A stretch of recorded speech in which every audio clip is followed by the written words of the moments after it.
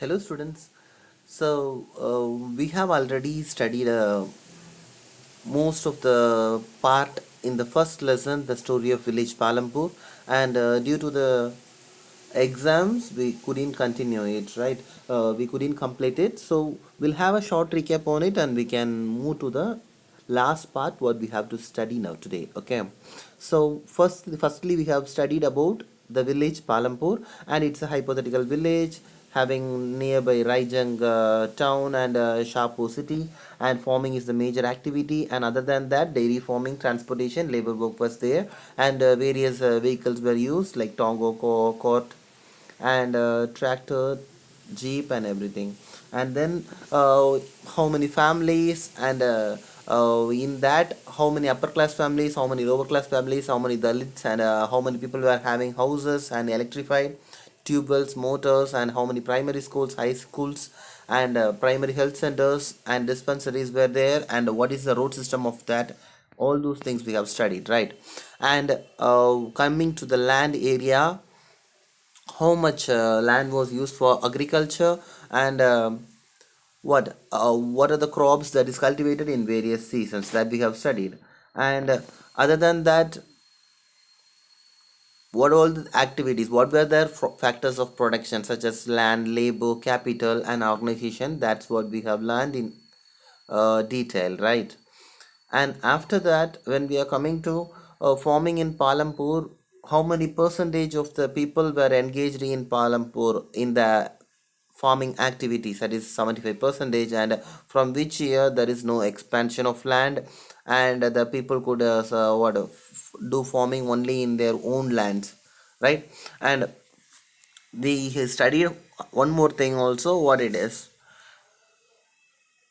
how much land, how no land was left idle in Palambur, because most of all the almost all the lands were used for farming. And what were the major crops like jowar, bajra, potato, sugarcane, and what all the things they cultivated in a year, right? And what are the types of farming they undergone? Multiple farming or modern farming? What all the things? And in multiple farming, what is multiple farming? And what are the things they followed in that? And then modern farming. And when they were undergoing traditional farming, how many how many kgs of wheat per hectare they harvested? And when they undergone modern farming, how much hectare they started harvesting. That's what we studied. That is 1300 to 3200, right? And here, then what all the things we studied, how is the land distributed between the farmers? And I said you, one third of the family were landless, and other than that only few people were very rich, and they what do did farming in most of their lands, around 2 to 10 hectares. And the normal people, they undergone farming for 2 hectares. That's what we are studying, right? And the people having much lands, they employed the laborers to work in their farm in around 10 hectares. And now today we are going to study about who will provide the labor. The labor is very necessary in production, right? And farming requires a big deal of hard work, and you all know that it undergoes because in the huge sun they have to work. And very small number of farmers work along with their families, and medium and large farmers, they used to hire farm laborers to work on their daily basis, right? And these laborers and all do not have the right over the crops grown. They have to work, and they have to get the salary, and they have to go. They have no right on getting the crops harvested. In the olden days and all, we know that this much percentage of crops will be given as salary, but now only the wages amount, right? And they are paid wages in cash or in kind. And wages vary widely to regions. In some areas they'll be giving good salary because the harvest will be good, and the cropping will be in a very good way. But in some areas they will be the laborers are more, and this people who employ these laborers, na, they also will give very less amount, and the duration of employment also varies. Some people will be working from morning till evening, some will go and work for morning 2 hours or evening 2 hours, in that way. So that differs. And finally, the capital needed in farming. So you all know that what is the capital. Capital means the money, right? Money that is needed for farming methods.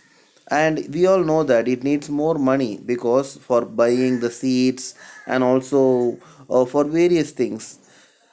Mostly the farmers would have got loans for doing the farming. For that they have to pay that, and the wages they have to give for the laborers, and other than that, for purchasing the pesticides, fertilizers, and various things, right? So all these are very much, all these says that capital is very much needed in farming.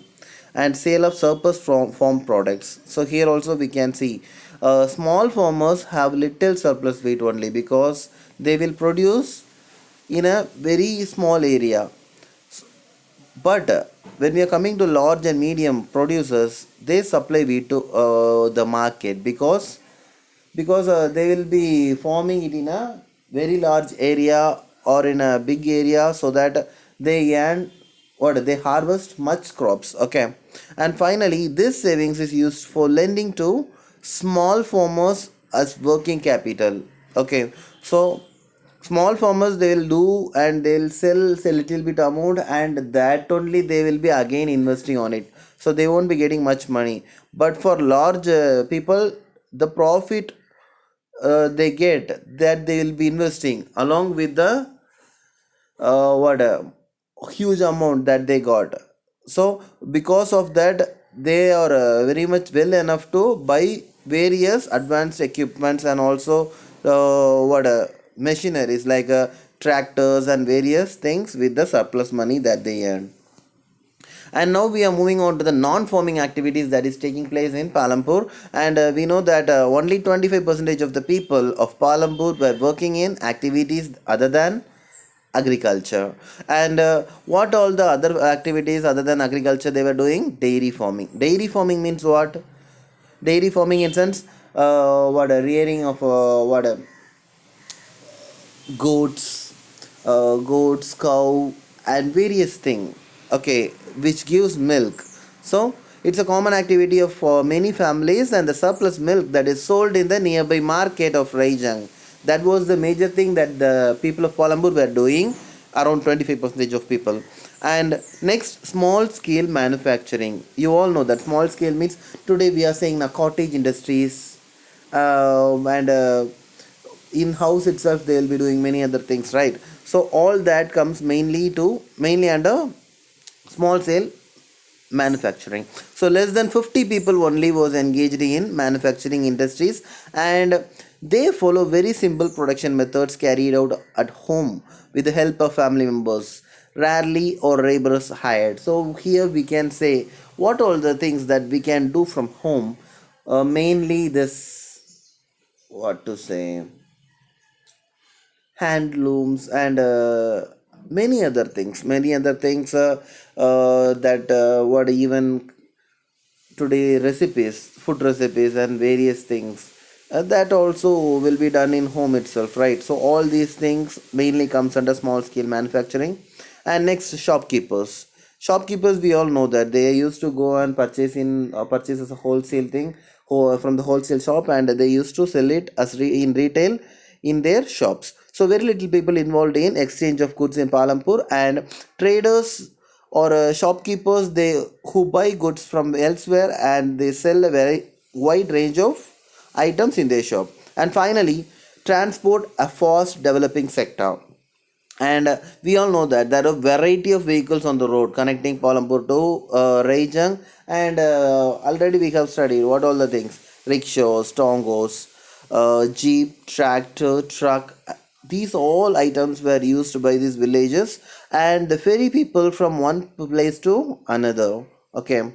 And finally, we are now seeing a short glance of the lesson, that is, farming is the major main production activity here, and many changes in farming has been practiced in Palampur, and this helped them to produce more crops. And finally, the land is fixed, but the pressure is more for them. And new farming need less land and more capital for them. And also, 80% of the people in that area was small farmers, and they have no capital and they had less production. They had to do additional work to feed themselves, so that is the reason. And what I'm saying is, because of the less machineries and advanced techniques, labor is abandoned but not following new methods of farming, so people are slowly getting migrated, and non-farming sector is not large, and the capital for that is also not available in that area. Non-farming sector, and what I'm saying is, only 24 what 100 people is there, means 24 only was engaged in non-farming sector. And lack of capital, that is the main problem. They don't have money to invest, and they are depending upon money lenders, and that is the reason. What They got money from money lenders, means in order to pay the interest itself, they used to spend all those profit that they got. And lack of market, that is also one main problem, because if there is a market, they can sell it for good price, but there is lack of market, and that is also one main reason for most of the people going to non-farming activities. And they are all completely dependent on the other places for many items.